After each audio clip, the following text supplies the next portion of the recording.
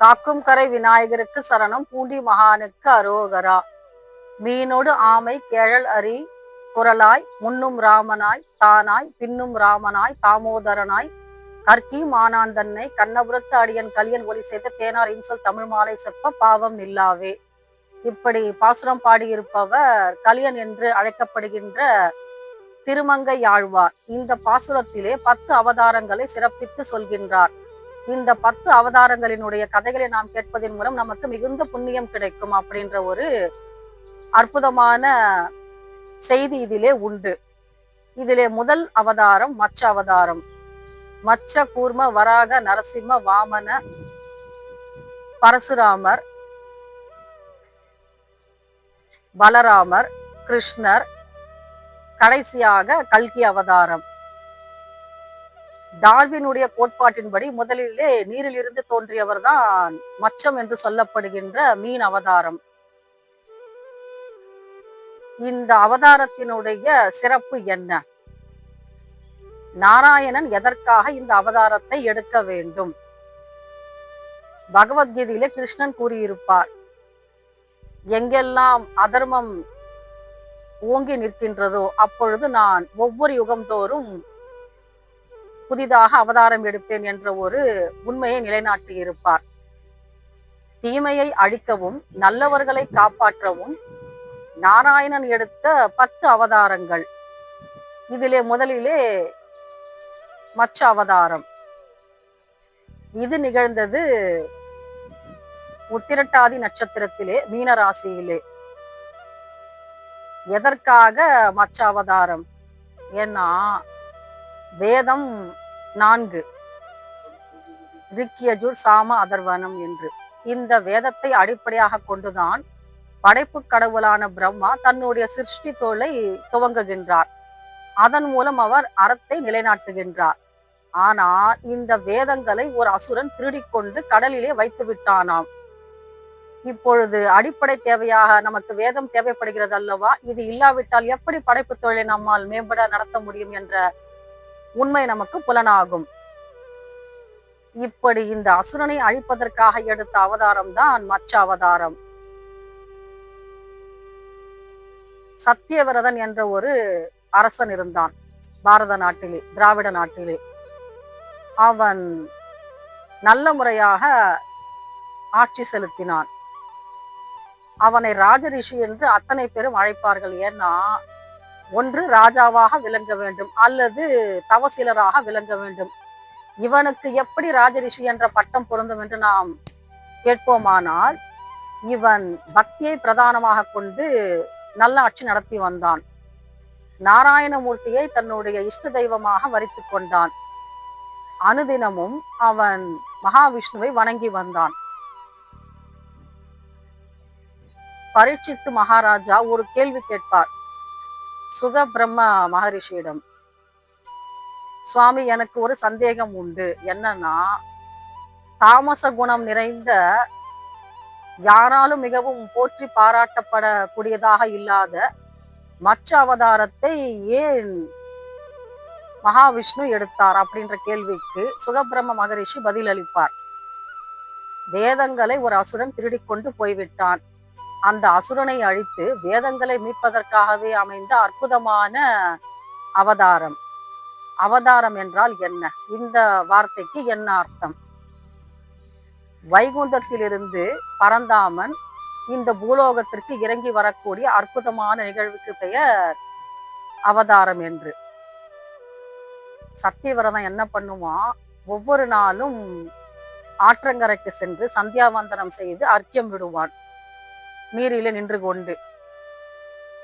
ஒரு தடவை என்ன பண்றானா, கிருதமாலா என்ற ஒரு ஆற்றிற்கு செல்கின்றான். அங்கே அவன் என்ன பண்றான்? தன்னுடைய மூதாதையர்களுக்காக அர்க்கியம் விடுகின்றான்.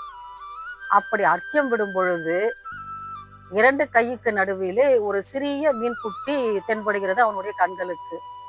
ஆச்சரியம் என்னவென்றால், அந்த குட்டி மீன் பேசுகின்றதாம் சத்தியவிரதன் கிட்ட. ராஜா, எனக்கு பயமா இருக்கு, என்னை கூட்டி கொண்டு போய் விடுங்கள் அப்படின்னு. இவனுக்கு ஆச்சரியமா போயிடுச்சு. ஏன்னா ஒளிமிக்க அந்த மீன் எங்காவது பேசுமா? வாயை திறந்து. ஆனால் பேசுகின்றது. ஏன் அப்படி கேட்கின்றாய் அப்படின்னு கேட்கிறாராம் ராஜா. அப்போ அந்த மீன் சொல்லுதான், இந்த ஆற்றிலே பல பெரிய மீன்கள் எல்லாம் இருக்கின்றன, அதை என்னை விழுங்கிவிடும், என்னை காப்பாற்ற வேண்டும். நீங்க ராஜா இல்லையா? நானும் உங்களுடைய அரசாட்சிக்கு கீழே தானே இருக்கிறேன், என்னை காப்பாற்ற வேண்டியதும் உங்களுடைய கடமை அல்லவா, என்னையும் காப்பாற்றுங்கள் அப்படின்ற ஒரு கோரிக்கை வைக்கின்றது அந்த சிறிய மீன். சத்தியவரதன் என்ன பண்றான், அதை கையில எடுத்துக்கிட்டு அவன் கையில ஒரு கமண்டலம் வச்சுக்கிட்டு இருப்பான். நாம முன்பே சொன்னோம், அவன் ஒரு ராஜரிஷி போல தன்னுடைய அரசாட்சியை நிகழ்த்துகின்றான் என்று. அந்த கமண்டலத்திற்குள்ளே அந்த மீனை போட்டு விட்டானாம். இப்போ அதை எடுத்துக்கிட்டு அரண்மனைக்கு போறான். ஒரே ஒரு இரவுக்குள்ள அந்த மீன் மிக பெரிதாக வளர்ந்து விட்டது. இப்போ கமண்டலத்தை அடைத்து கொண்டது. காலையில் எழுந்தவுடன் அந்த மீன் கேட்கின்றதாம், ராஜா என்னை காப்பாற்ற மாட்டாயா, எனக்கு மூச்சு முட்டுகிறது, கொஞ்சம் பெரிய பாத்திரத்தில் தான் என்னை விடேன் அப்படின்னு பார்க்கிறாரு ராஜா. சரி, இது ஏதோ ஒரு மாயம் போல இருக்கின்றது அப்படின்னு. ஏன்னா ஒரு இரவுக்குள்ள எப்படி ஒரு சிறு மீன் பெரிதாக வளர்ந்து விட முடியும்? சரி, உயிர் பிரச்சனை அல்லவா, காப்பாற்ற வேண்டும் அல்லவா, அப்படித்தானே நாம் கூட்டிக் கொண்டு வந்தோம் இந்த சிறிய மீனை அப்படின்னு சத்தியவிரதன் என்ன பண்றான், கொஞ்சம் அகலமான பாத்திரத்திலே தண்ணீர் விட்டு அதிலே இந்த மீனை எடுத்து போடுகின்றான். ஆனால் அந்த மீன் அந்த பாத்திரம் கொள்ளாத அளவுக்கு மறுபடியும் பெரிதாக வளர்ந்து விட்டதாம். சரி, மறுபடியும் கூப்பிட்டு சொல்கின்றதாம், ராஜா கொஞ்சம் காப்பாற்றுங்களேன், என்னால் மூச்சு விட முடியவில்லையா அப்படின்னு. ராஜா பார்க்கிறாரு, இது ஏதடா வம்பா போச்சுது அப்படின்னு. ஏன்னா கிருதமால ஆற்றங்கரையில இவர் மூதாதையருக்கு அர்க்கம் விடதான் புறப்பட்டாரா. ஆனால் கையோடு இந்த மீனை கூட்டிக் கொண்டு வந்ததிலிருந்து இந்த மீன் வளர்ந்து கொண்டே இருக்கின்றது. சரி, பார்க்கிறாரு, பாத்திரத்திலும் கொள்ளவில்லையா, பெரிய தொட்டியில விடுறாரு. தொட்டியிலையும் இது பெரிதாக வளர்ந்து விட்டது இந்த மீன். சரி, இன்னொரு நாள் கூப்பிட்டு சொல்கின்றதாம், ஐயா கொஞ்சம் தயவு செய்யுங்கள், என்னை எங்காவது ஒரு ஆற்றங்கரையிலே விடுங்கள் ஏன் அப்படின்னு. சரி, மறுபடியும் கொண்டு போய் விடுறாரு. ஆற்றங்கரையிலும் அந்த மீன் பெரிதாக வளர்ந்து விட்டதாம். அவர் சென்று பார்க்கும் பொழுது அந்த மீன் மிக பெரிதாக தென்படுகிறதாம். அப்பொழுது கேட்கின்றாராம் ராஜா, இப்பொழுது நீ பெரிதாக வளர்ந்து விட்டாயே, பரவாயில்லையா அப்படின்னு கேட்கும் பொழுது அந்த மீன் சொல்லுதான், எனக்கு பயமா இருக்குது, இதுவும் கொல்லலைன்னா நான் என்ன செய்யறது அப்படின்னு. சரி, வேற வழி கிடையாது, சமுத்திரத்துல கொண்டு போய் தான் விடணும் இந்த மீன் அப்படின்ற முடிவுக்கு வந்துடுறாரு. ஆனா சமுத்திரத்துல விடுறதுக்கு முன்னாடி இந்த மீன் ஒரு வார்த்தை சொல்கின்றதா, என்னன்னா, என்னை கொண்டு போய் விட்டு விடுகிறீர்களா கடலிலே அப்படின்னு கேட்கும் பொழுது இந்த ராஜாவுக்கு கொஞ்சம் ஞானம் வந்து விட்டது. ஏன்னா ஒரு மீன் எப்படி கையளவு நம்முடைய கைக்கு அகப்பட்ட இந்த மீன் எப்படி இவ்வளவு பெரிதாக திமிங்கலம் போல வளர்ந்து விட்டது அப்படின்ற ஒரு மாயம். அப்போ ஒரு உண்மை புலனாயிற்று ராஜாவுக்கு, இந்த மாயத்தை செய்யக்கூடியவர் மகாவிஷ்ணுவை தவிர வேறு யாராக இருக்க முடியும். அதனால் அந்த மீன் கேட்கும் பொழுது சத்தியவிரதன் வணங்கி கேட்கின்றாராம், ஐயா தாங்கள் யார் என்பதை எனக்கு காட்ட மாட்டீர்களா, ஏன் இந்த மாயம் அப்படின்னு கேட்கும் பொழுது மகாவிஷ்ணுவானவர் சொல்கின்றாராம், இன்றையிலிருந்து எண்ணிக்கொள், 7வது நாள் இந்த உலகம் அழிய போகின்றது. நாம சொல்லுவோம் இல்லையா, வானுக்கு எல்லை கிடையாதுன்னு. ஆனா அந்த வானத்தையும் தாண்டி கடல் அலைகள் பொங்கி எழும், பிரளயம் வரப்போகிறது. அப்பொழுது நீ ஒரு வேலை செய்ய வேண்டும். அது என்னன்னா, நான் மிகப்பெரிய மீனாக உருவெடுத்துள்ளேன், நீ என்ன பண்ற, ஒரு மிகப்பெரிய கப்பலை நான் உனக்கு கொடுக்குறேன், அந்த கப்பல்ல நீ ஏறி உட்கார்ந்து கொள். நான் மீனாக இருக்கின்றேன் அல்லவா, என்னுடைய தலைக்கு மேல ஒரு கொம்பு இருக்கும், அந்த கொம்பிலே ஒரு கயிறை கொண்டு கட்டிவிடு உன்னுடைய படகை. ஏன்னா பிரளயம் வரும் பொழுது அந்தகாரம் சூழ்ந்திருக்கும், இருளாக இருக்கும், எங்கு பார்த்தாலும் இருட்டாக இருக்கும். அப்பொழுது பிரம்மா தூங்குகின்ற நேரம், அவர் விழித்து எழமாட்டார். அதனால அவர் எப்பொழுது எழுந்திருக்கின்றாரோ அப்பொழுது பிரளயம் முடிந்துவிடும். இந்த அவதாரம் நிகழ்ந்த காலம் கிருதயுகம். சரி, ஒப்புக்கொண்டாயிற்று. சத்தியவிரதன் என்ன பண்றாரு பாருங்க, கயிறுன்னு சொல்லிச்சு இல்லையா இந்த மீன், அந்த கயிறு வேறு எதுவும் கிடையாது, வாசுகி என்ற பாம்பு. குறிப்பிட்டு சொல்லிவிட்டார் மகாவிஷ்ணு, நான் மீனாக இருக்கின்றேன், மிகப்பெரிய படகு உன்னுடையது, நான் கொடுக்கின்றேன், அதிலே சப்தரிஷிகள் வந்து அமர்ந்து கொள்வார்களா மீனாக. ஏன்னா அப்பொழுது பூமியிலே பிரளயம் வரும் நேரத்திலே மொத்த இடமும் நீரை தவிர வேறு எதுவும் காண முடியாது. சப்த ரிஷிகள் மீனாக உருக்கொண்டு படகிலே அமர்ந்திருப்பார்கள். நீ என்ன பண்ற, விதைகள்னு சொல்லுவோம் இல்லையா, உயிர் வாழ தேவையானவை, அதையெல்லாம் இந்த தோணியிலே நீ பத்திரப்படுத்தி வைத்துக்கொள். ஏன்னா பிரளயம் முடிந்து எப்படியும் தோற்றம் ஆரம்பமாகும், மறுபடியும் உயிர்கள் பிறக்க வைப்பார் பிரம்மா. நீ அதை பார்த்து கொண்டிரு. எப்படிப்பட்ட மிகப்பெரிய கொடுப்பினையை கொடுத்திருக்கின்றார் பாருங்கள் மகாவிஷ்ணு. ஏன்னா பிரளயத்தை பார்ப்பதற்கு மிகப்பெரிய சக்தி வேண்டும், அதை கொடுக்கக்கூடியவர் மகாவிஷ்ணு. அதை தன்னுடைய பக்தனான சத்தியவிரதனுக்கு கொடுத்திருக்கின்றார் ஸ்ரீமன் நாராயணமூர்த்தி. அவர் சொன்னா போல அன்றிலிருந்து எண்ணி 7வது நாள் வானத்திலே இருள் சூழ்ந்து விட்டது, எங்கும் ஒளி கிடையாது. மழை பெய்ய தொடங்கியது. விடாத மழை, அடாத மழை தொடர்ந்து பெய்து கொண்டே இருக்கின்றது. நீர்மட்டம் உயர்ந்து கொண்டே இருக்கின்றது. ஒரு பக்கம் இது நிகழ்ந்து கொண்டிருக்கும் பொழுது கடல் அலைகள் பொங்கி எழுகின்றன. சுற்றி சூறாவளியாக காற்றும் வீசுகின்றது. எங்கு பார்த்தாலும் இருட்டு. நம்முடைய கைகளை நம்மாலேயே பார்க்க முடியாது, அப்படிப்பட்ட அந்தகாரம். ஒன்றும் செய்ய முடியாத பிரளய வேலை. அப்பொழுது என்ன பண்றான் பாருங்க சத்தியவிரதன். அவனுக்கு பயம் ஏற்படவில்லை. ஏன்னா பகவான் பக்கத்திலே இருக்கின்றார் அல்லவா. ஏன்னா இந்த மீனோட தலையில இருக்கிற இல்லையா கொம்பு, அதுல வாசுகி என்ற பாம்பின் மூலம் கட்டிவிட்டார்கள் படகை. நங்கூரம் மாதிரி இப்ப இந்த மீனோட கொம்பு இருக்கின்றது. 1 நாள் 2 நாள் கிடையாது, பிரம்மா தூங்கும் வரைக்கும் அந்த பிரளயம் தொடர்ந்து இருக்கும். ஏன்னா ஒரு உயிர் விடாம அத்தனையும் அழிந்துவிடும் பிரளய காலத்திலே. இப்படி இந்த தோணி இருக்கின்றது. இந்த தோணியிலே பல விதைகள் இருக்கின்றன. உள்ளே சப்த ரிஷிகள் அமர்ந்திருக்கிறார்கள் மீன் வடிவாக. ஏன் இவங்க மீன் வடிவாக இருக்க வேண்டும்?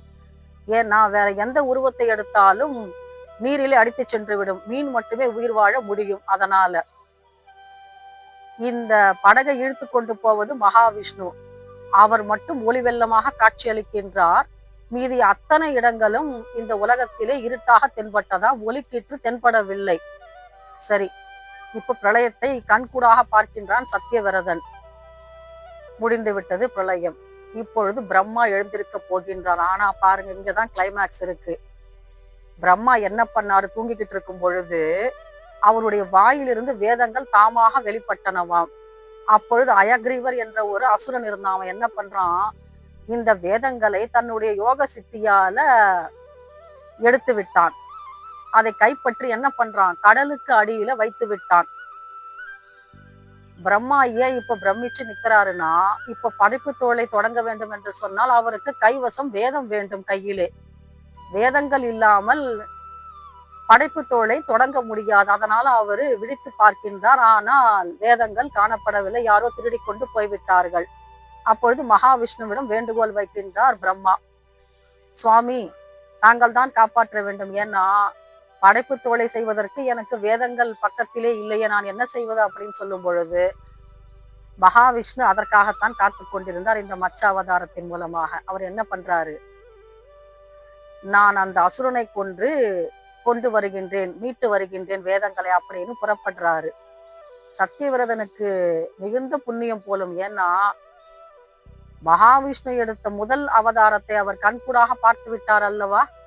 பக்கத்தில் இருந்து கண்டு கழிப்பதற்கு எத்தனை பெரிய புண்ணியம் இருக்க வேண்டும், தவம் இருக்க வேண்டும். இந்த புண்ணியம் அவனுக்கு உதவி செய்தது. இப்ப என்ன பண்றாங்கன்னா, பிரளயம் முடிந்து விட்டது. அந்தகாரத்திலிருந்து நடுவிலே சிறு சிறு ஒளிக்கீற்றுகள் தோன்றுகின்றன. இந்த ஒளிக்கீற்றை பார்த்துதான் தண்ணீர் வடிந்து கொண்டு இருக்கின்றது. மீண்டும் உயிர்கள் தோன்றுவதற்கான ஆரம்பம் உற்பத்தி ஆகின்றது என்ற உண்மை புரிந்துவிட்டது சத்தியவிரதனுக்கு. ஒரு பிரளயத்தை அவன் முழுதாக பார்த்து விட்டான், எப்படி நிகழ்ந்தது என்பதை பற்றி. காப்பாற்றியும் விட்டார் மகாவிஷ்ணு. இப்ப என்ன பண்றாரு பாருங்க, கடலுக்கு உள்ள போறாரு. மச்ச அவதாரம் இல்லையா, மிகப்பெரிய திமிங்கலம் போன்ற தோற்றம். உள்ள போயிட்டு கேட்கிறாரு ஹயக்ரீவன் என்ற அசுரனிடம். ஏன்னா ஹயக்ரீவனுக்கு இடுப்பிற்கு மேல குதிரை போன்ற உருவ அமைப்பு, இடுப்பிற்கு கீழே சாதாரண மனித உடல் போன்ற தோற்றம். இதை வைத்துக் கொண்டு அவன் என்ன பண்றான், வேதங்களை தரமாட்டேன் என்று அடம் பிடிக்கின்றான். மகாவிஷ்ணுவிடம் சண்டையிடுகின்றான். மகாவிஷ்ணு என்ன பண்றாரு, நாம முன்பே சொன்னோம் அல்லவா, அவருடைய தலைக்கு மேலே ஒரு நங்கூரம் போன்ற ஒரு கொம்பு இருந்தது என்று. அந்த கொம்பின் மூலமாக அந்த அசுரனை கொன்று கிழித்து அவனுடைய வயிற்றிலே இருந்த வேதங்களை மீட்டு கொண்டு வந்து படைப்பு தொழில் செய்கின்ற பிரம்மாவிடம் கொடுத்து விட்டு ஒரு அறிவுரை சொல்கின்றாராம். இதிலே சில பக்கங்கள் திருடு போயிருந்தால் நான் பொறுப்பாளி அல்ல அப்பா, ஏன்னா இதை செய்தவன் ஹயக்ரீவன் என்ற அசுரன், மீதியை நீயே எழுதிக்கொள், ஏன்னா உனக்கு நினைவிருக்கின்றது அல்லவா அப்படின்னு. இப்பொழுது கொடுத்து விட்டு மறைந்து விட்டார், அருளையும் கொடுத்து விட்டார், மறுபடியும் படைப்பு தொழிலை துவங்குவதற்கான சக்தியையும் கொடுத்து விட்டார்.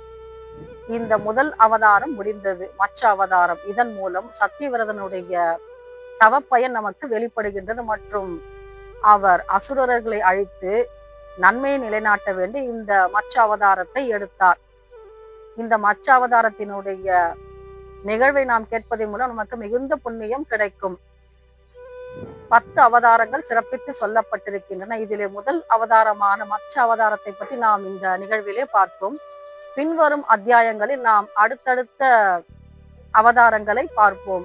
அதுவரைக்கும் நாம மகாவிஷ்ணுவினுடைய காலடியில் நம்முடைய கோரிக்கைகளை வைப்போம். மீண்டும் சந்திப்போம் அடுத்த பதிவிலே. காக்கும் கரை விநாயகருக்கு சரணம், பூண்டி மகானுக்கு அரோகரா.